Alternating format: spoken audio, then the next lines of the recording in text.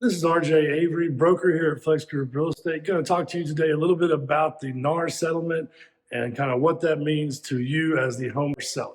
And when I started my business 17 years ago, I kind of saw the writing on the wall and did something that a lot of agents back then did not like and got me in a lot of trouble. Well, not quite trouble, but had other agents talking poorly about me, and that was becoming a discount realtor. The interesting thing about this lawsuit to me is the misinformation that the news is spreading, stating things that like real estate commissions are going to drop drastically and that the realtors are not going to be getting paid anymore by sellers, all of these things which patently just aren't true. The reality of real estate commissions is they have always been negotiable 100%, and to imply that they are not or that there is a standard fee or set fee is actually against NAR's rules and many states' rules when it comes to selling real estate. The funny thing is that when I got into the industry and started my business plan, which is quite simple, which was selling houses as a listing agent for 1% and then asking that you offer a 3% commission to a buyer's agent on the MLS. Ultimately, in 2009, only 2 years into the business, this business model had me defending myself against Trek as other agents who did not like the idea filed a complaint against me. So to me, this lawsuit is nothing new and really is not going to affect my business and the way I do business,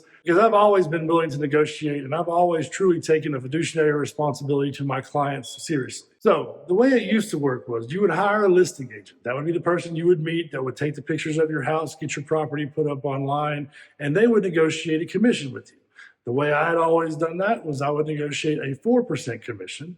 Ultimately, I would put it in there that I would take 1% as your listing representative, and then ultimately 3% would be paid to a buyer's representative. Also, I would ask for intermediary status, which means that if I was to happen to get the buyer on the property, that I would sell the house and I would get the 3% commission. I do this because after only 3 months in the industry, I saw how large brokerages worked and I just was not a fan. It was right after the financial crisis. There was a lot of bad press about real estate agents, mortgage lenders, and just the real estate industry in general. And as I saw it, it was overpriced. Ultimately, in 1999, when Realtor.com came online and the MLS database ultimately became public knowledge, that was what changed the game in real estate. And in the past 20 years, you've really seen nothing but the status quo try to keep commissions up, which is fine. That's what businesses do. However, big players like Redfin and Opendoor ultimately came into the market.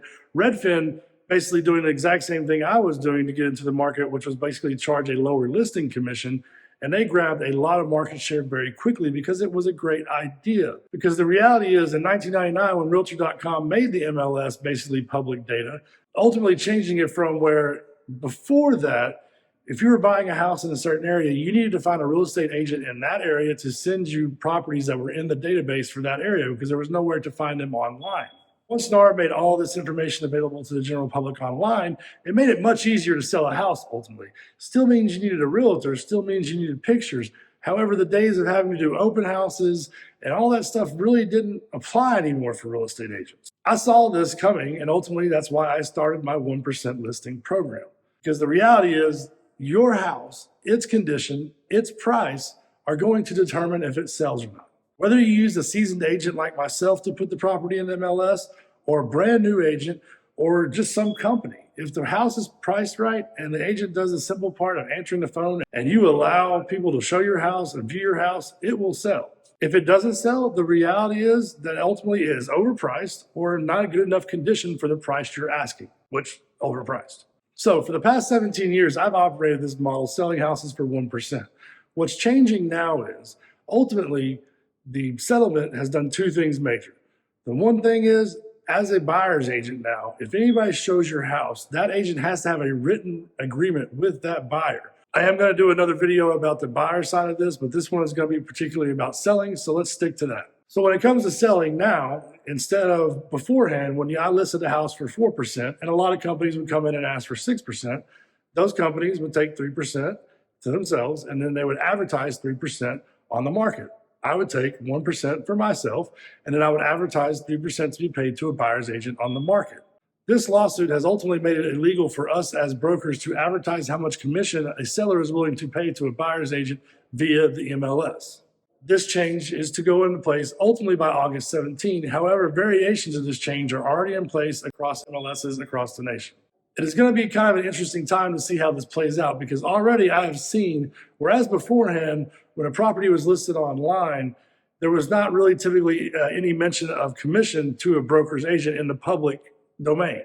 Recently, those numbers are starting to pop up online, as well as a kind of workaround that some MLSs are doing. Instead of saying that a seller is willing to pay X amount of commission, they are just putting blanks in there that a seller is willing to give up this amount in general concessions. It's yet to be seen how this is going to play out online. However, what I think is going to happen is possibly there's going to be some sites out there that are going to make that general concession public knowledge, putting you, the seller, in an interesting position. Because if you, the seller, are willing to pay an agent 3% to represent a buyer, that's great. But as beforehand, it was advertised online that this 3% was only to be paid specifically to a licensed agent to represent a buyer. Now it just may show up online as just a general concession that you're willing to take off of the top of the price of the house. Because at the end of the day, paying 3% to a licensed professional to have a client working for them and help that process go smoothly is what you are paying for when you're paying for a buyer's representative. However, now when buyers go to the MLS, they may be very confused as they see this house is listed for $300,000, but they're willing to give up a $9,000 concession. So they may come to the house thinking that even if they have an agent, they're going to be able to get that house for $291,000. But more than likely, that $9,000 is meant to be a commission to a buyer's agent and not just money off the top. So there's going to be multiple ways to list your house moving forward. The way I'm always going to do it, and the way I'm going to suggest that people do it, is number one, pay me my 1% to work with you. We do have some upfront programs where you pay cash up front and it's a little bit less than 1%. But if you want a pay it close only if you close listing, then that's going to be 1%.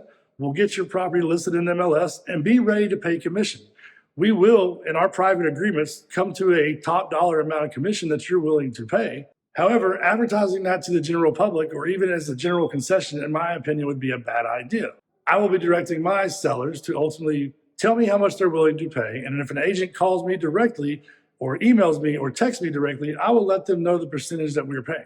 As well, instead of telling an agent how much we're willing to pay in commission, we can tell that agent flat out, you write your offer, send it over with how much commission you want, and we will get a response to you. The bottom line is, it's Flex Group Real Estate. So feel free to reach out to me directly. Let's talk about what you're trying to accomplish and let's get it done and save you money and not sacrifice service. Because at Flex Group Real Estate, your bottom line is our top priority.